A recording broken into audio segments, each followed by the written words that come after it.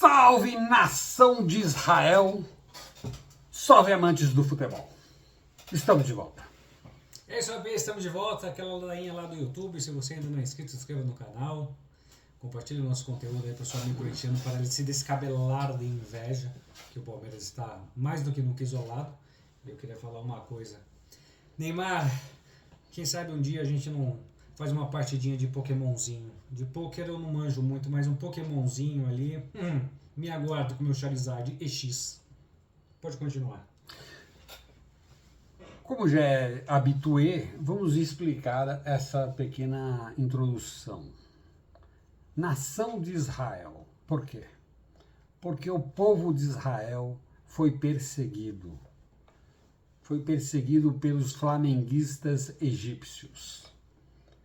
O Palmeiras novamente este ano está sofrendo a perseguição. Do cheirinho? Do cheirinho. Lá, como os filhos de Israel foram perseguidos, aqui nós, os filhos dos porquinhos, estamos sendo perseguidos pelos urubuzinhos do cheirinho. Veja só a que ponto nós chegamos, né? Então, só para ilustrar, né, o que está acontecendo, a campanha já começou e nós já estamos sofrendo aí com penalizações, como a do jogador do Palmeiras que hoje foi julgado, né? E foi condenado a um jogo de condenação, mas foi só revertido em advertência essa punição. Mas veja, a jogada que ocorreu com ele foi passado pelo juiz, pelo VAR, ele recebeu o cartão amarelo, mas o nosso excelentíssimo tribunal, egrégio tribunal, ele resolveu penalizar o Palmeiras, né? Então, a gente já percebe que o desespero está tamanho,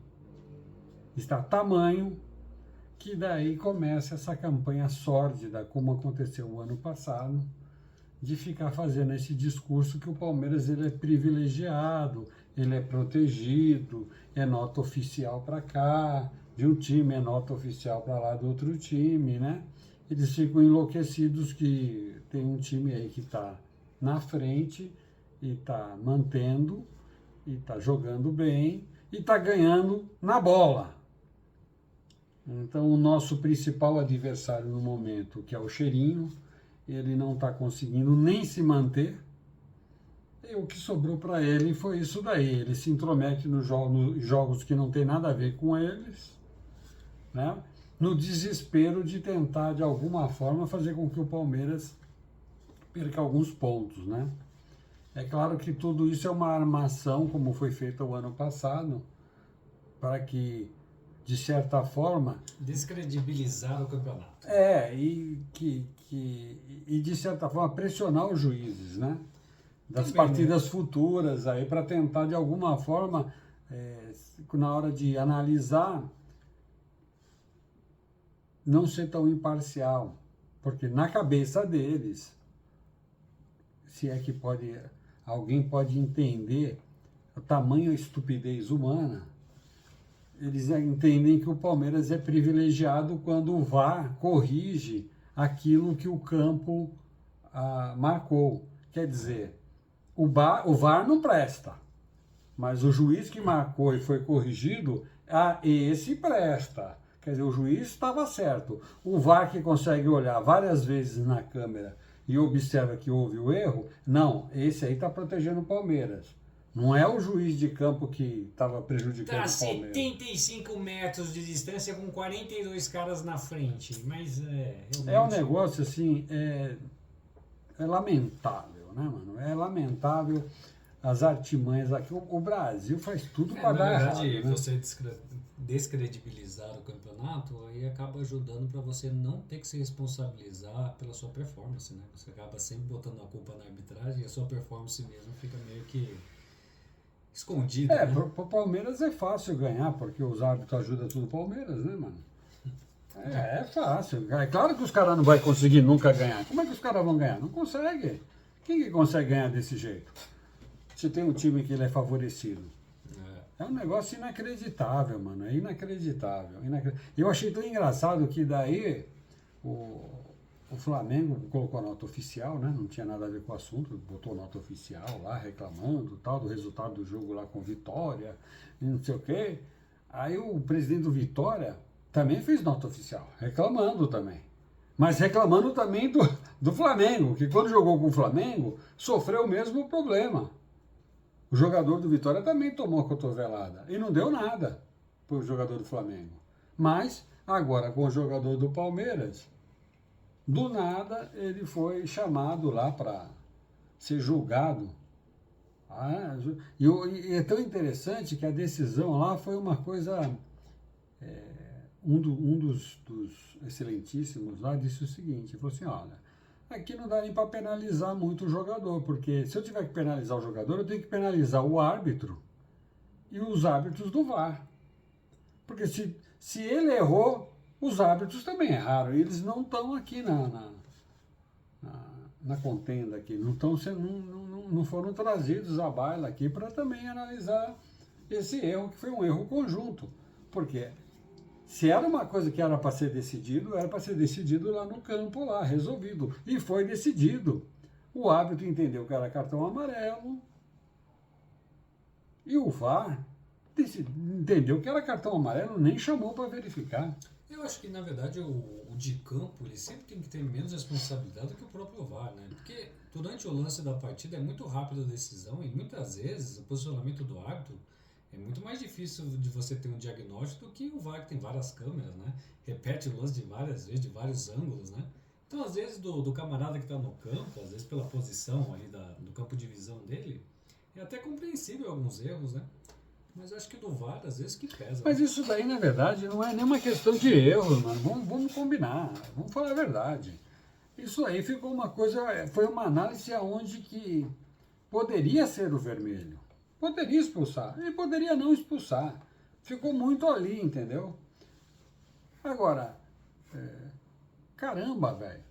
O Flamengo reclamar, pô, na final da Libertadores, o jogador do Flamengo pisou no jogador do Palmeiras. O VAR também não chamou, velho. Acho que a Leila falou isso. Não chamou. Acho que foi essa O VAR não chamou. E o Flamengo, não. É uma hipocrisia tão grande, cara. É uma coisa tão nojenta. Aí quando o outro tá ganhando, tá ganhando honestamente, cara, na bola, eles passam essa vergonha aí de tentar fazer a mesma campanha que eles fizeram o ano passado. Que tudo começou foi com o jogo do São Paulo lá, que o juiz errou lá, não expulsou o jogador do Palmeiras numa jogada lá, pronto. O Palmeiras virou o jogo, virou todo o foco. Né? Acho que eu lembro da E história. aí começou essa campanha, outros times entraram no meio, entendeu? Cara, não é assim, mano. E aí se criou o famoso inveja verde. Mano, mas não é possível, cara. Que isso? E aí começa a colocar como se realmente fosse a verdade que um time está sendo beneficiado. Isso é uma grande mentira. É uma grande mentira. Se você pegar estatisticamente os números, vocês vão ver que não é verdade isso. Todo mundo é prejudicado, é beneficiado. Está na conta, velho. O Palmeiras já foi prejudicado. Teve um jogo, acho que foi com o Remo, que o gol foi legítimo e o juiz anulou. Não anulou, aí o gol foi legítimo. E gol legítimo é fogo, pessoal. E aí, não tem jeito, cara, mas o desespero. As pessoas, elas saem da razão. Eu acho que entre qualquer outro tipo de falta, foi pênalti, foi lance para expulsão, todos esses são menores do que um erro que você faz sobre um gol legítimo. Essa é a maior penalidade. O gol é o mais importante do... Entendeu? Mas o que acontece? O cara lá tá com dificuldade. Porque vamos falar a verdade, né? Não vamos, né, enganar. Existe 18 coadjuvantes que estão lá disputando um campeonato próprio deles e tem 2 times que estão disputando a ponta da tabela. Seja na Libertadores, seja na Copa do Brasil. Copa do Brasil não, que o Flamengo já foi eliminado, né? Pelo Vitória. Pelo Vitória. Ou seja, pela Campeonato Brasileiro. Aí o cara não tá conseguindo, mano. Não tá conseguindo. Aí o desespero é tamanho que qual é a justificativa que o cara tem do outro tá sendo melhor do que ele? Foi o que eu comentei aquela hora, entendeu? Ele fala isso para tirar a responsabilidade da performance que ele tem no campeonato. Ele fala que o campeonato está corrompido de alguma forma. Imagina, colocar em dúvida isso daí. E outra, é uma coisa tão assim estúpida, é tão estúpida, porque um cara que é dirigente de um clube, mano, ele tem que preservar o produto dele, cara. É um produto isso. Se ele quer realmente evoluir, crescer, é um produto isso. Então, se ele quer vender o Campeonato Brasileiro para outros lugares do mundo, né, para as pessoas assistirem, tem que ter credibilidade. Se o cara vem e coloca em dúvida a credibilidade do campeonato que ele disputa, quem é que vai comprar um campeonato desse? Fala, mano, como é que eu vou comprar? Não dá. Eu vou comprar um campeonato que é roubado. Que o próprio cara que está me vendendo fala que não é legal. Que não é legal, que as coisas são resolvidas. Fala que o produto não é maneiro, não é legal. Pô, mano, como é que você vai comprar uma coisa dessas? O mais interessado em vender, ele tá desestimulando o cara de comprar. Meu, por quê? Porque ele não consegue atingir o resultado que foi esperado por ele. Entendeu? Ele investiu, ele fez tudo e no campo não está funcionando. Velho, seu cretino, entenda que para você o Palmeiras é a salvação da pátria, velho. Entenda que se não tivesse o Palmeiras, só tivesse um clube na frente, o campeonato não teria graça. Você pode achar que é engraçadinho para você, mas não é assim que funciona. Não é assim. Mas é inacreditável o cara achar que ele é o suprassumo. Que isso é a primeira dama? É a virgem do puteiro? Que é, velho? Mas é um idiota completo. Mas não é possível um entendimento tão tacanho. Você participa de um espetáculo, de um campeonato com 20 clubes e se acha a primeira dama, mano. Mas o que é, velho? Tá maluco, velho? Mas o que é? Porra, então eu vou falar o quê? Não, o Corinthians ganhou a Copa do Brasil roubado. Não, ele roubou, porque como que ele pode ganhar a Copa do Brasil? Meu time é melhor do que o dele e não ganhou. Não, velho. Ele ganhou porque ele teve competência para ganhar. Meu time continua sendo melhor do que o dele. O vexame é maior. Porque eu sei que o meu é melhor que o dele. Mas ele ganhou dentro do campo. Jogou e ganhou. Eu odeio o Corinthians, mas não fazer o quê? Ganhou, velho. Ganhou na bola. Agora, não é possível que o outro lá vê ganhando na bola e aí quer tirar a cueca pelo pescoço.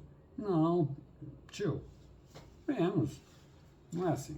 É isso, rapaz. Quer comentar alguma coisa do leilão do Neymar? Então, para nós passarmos mais um pouquinho de nervoso, vamos falar do leilão do Neymar.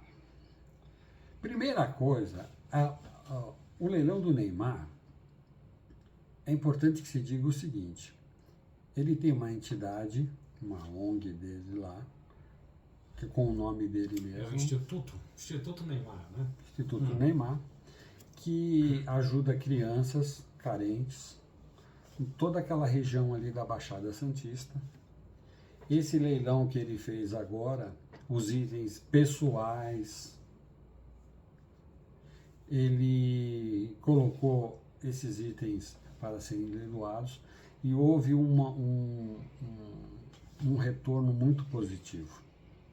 Porque desde 2017, o primeiro deu 2,5 milhões, depois 2020 deu 3 milhões e pouco, 4 milhões, aí 2023 deu 10 milhões, e edição agora deu 21 milhões de reais. Meu amigo, 21 milhões de reais. dá pra comprar uma pizza. Isso aí vai ajudar muita gente.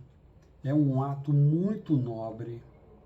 É de uma grandeza, assim, inacreditável.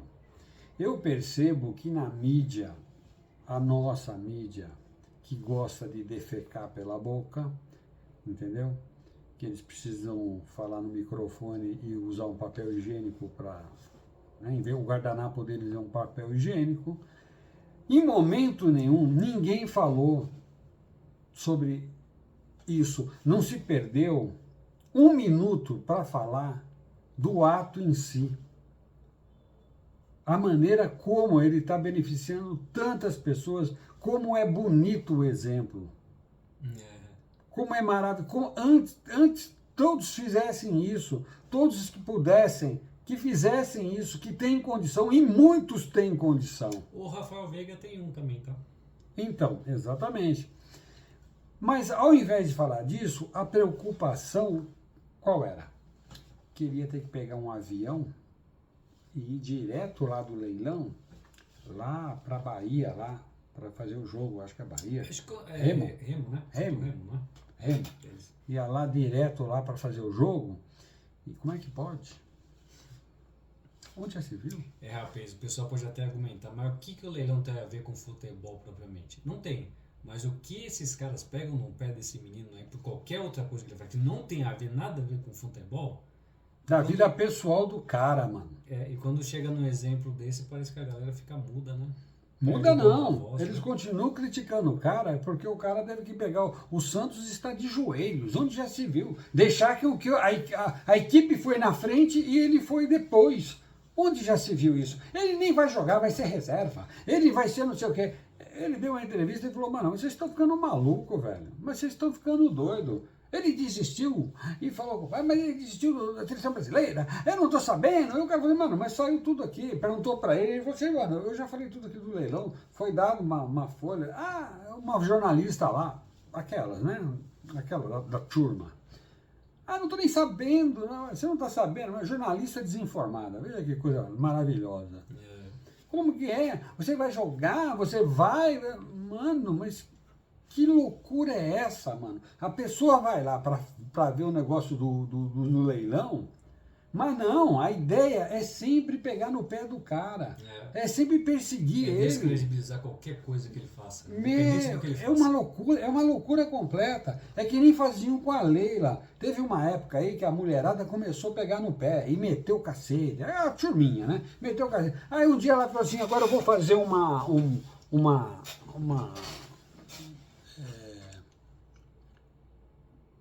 como é que chama? Coletiva. A coletiva, ela falou assim, a coletiva de um determinado jogo lá, ela falou assim, ela mandou uma mensagem para todos os meios de comunicação. Vocês mandem só mulher para cobrir a coletiva. Foi a primeira coletiva no mundo que só tinha mulher. Aí elas foram todas lá. Tinha algumas lá que nem elas não sabiam nem o que falar. A vontade era de criticar, mas elas nunca nem participaram, porque jamais foram numa coletiva de imprensa, porque a coletiva de imprensa, ela é, na sua maioria, 100%, só homens. É evidente que aí tem algum problema, porque não é possível que exista só 100% de homens competentes e 100% de mulheres incompetentes. Porque aqui... A questão não é você dividir meio a meio. Negativo. Não. Aqui é você dar condições para meritocracia. O melhor tem que estar lá. Se tiver 100% de mulheres mais competentes, que seja 100%. Mas isso jamais vai acontecer. Porque existe um equilíbrio entre homens e mulheres. O que acontece é que existe no meio de comunicação uma proteção para os homens. Só os homens participam lá. As mulheres não vão lá. Por quê? Porque elas são discriminadas. Quando a Leila chamou só as mulheres, os cabeção ficaram tudo injuriados. Que palhaçada, tem nada a ver. Que papo é esse? Olha, qual é que é da Lena? Isso não tem nada a ver, mas chamar, não sei o quê. Os marmanjos, entendeu? E, na verdade, isso é um absurdo. O que acontece é que a discriminação está nos meios de comunicação, nas empresas. As empresas não abrem espaço para que uma mulher possa ir lá, dar uma oportunidade. O cara sai, vai fazer outra coisa da vida, ele contrata, ele põe outro homem lá, não põe uma mulher para... Ele não faz uma seleção que vê a meritocracia, porque é impossível que só tenha homens competentes e mulheres incompetentes. Não é possível isso, né? Mas, qual é a briga dessas esquerdistas aí? A briga é a seguinte, tem que ser meio a meio. Não tem que ser meio a meio. Não, querida, esquece esse negócio de esquerda, direita, não tem nada a ver isso, não pode misturar as coisas. Tem que ser meritocracia. Tem que ser capaz, tem que ser 70% homem, 30% mulheres capazes, ou tem que ser 70% mulheres e 30% homem capazes. E é muito simples, velho, porque a mulher não é menor nem maior do que o homem. Aí você tem que mostrar na prática. Isso é que a Leila fala. A Leila fala, olha, eu sou presidente do clube, um dos maiores clubes do mundo, já sou presidente, sou respeitada, eu tenho... Por quê? Porque ela conquistou o espaço dela. Ali não tem esse negócio, não é mulher de presidente que entra lá depois que foi eleita, entendeu? Para o presidente governar o que foi depois, e saiu. Isso já aconteceu, nós sabemos em outros clubes, né? Não é o caso. É competência, mano, é competência.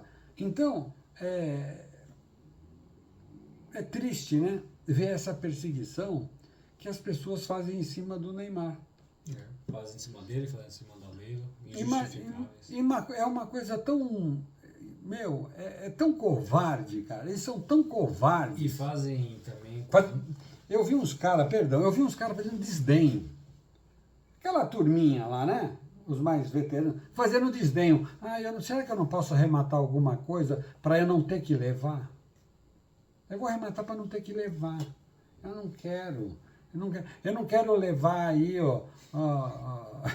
mano, a luva de boxe que ele tem lá da luta do Tyson com o Holyfield lá, sei lá. Não, eu vou arrematar, mas eu não quero. É para não ter que levar. Mano, é muita inveja, velho. Cara, mas que gente invejosa. O que eles fazem com o Abel Ferreira. O Abel, mano, toda a renda do livro dele, toda. A última vez que eu vi, dava uns 8 milhões. Deu. Ele deu para 2 ou 3 entidades de caridade. Uma do Ayrton Senna, outra acho que foi para a ACD, e teve uma outra aí. Toda a renda do livro. Toda. Cara, ele nem brasileiro é, velho. Aqui tem um monte de gente que está muito melhor do que ele, está muito mais tempo no esporte. Mas o que está acontecendo, cara? E aí os caras ficam metendo o pau nele, mano. Chamando ele de colonizador, velho. Colonizador. Você acredita? Tem um cabeçudo lá da ESPN que falou isso, que ele era colonizador. Mano, é muito triste isso, cara. O ser humano tá perdendo um limite, cara. Não dá, velho. Assim não tem condição, irmão. Não tem condição. As pessoas, elas não dá, velho. É uma coisa... Não dá, velho. É daqui pra frente só pra trás, né? Bom, mas fica aí o meu conselho aí pro Neymar. Quando quiser me chamar uma partidinha de Pokémonzinho aí, pode deixar que eu vou com todo prazer, tá? Valeu, rapaz. Tamo juntos. Até a próxima. Acompanha o Palmeiras aí. Líder mais do que nunca. E agora... O Palmeiras venceu também na Copa do Brasil, né? 3-0. 3-0 no Fortaleza. Rapaz, isso daqui pra frente é só vitória. Entendeu, né? Agora vamos aguardar o momento de o nosso líder Abel abrir os mares. Vamos para a Terra Prometida. Avante palestra!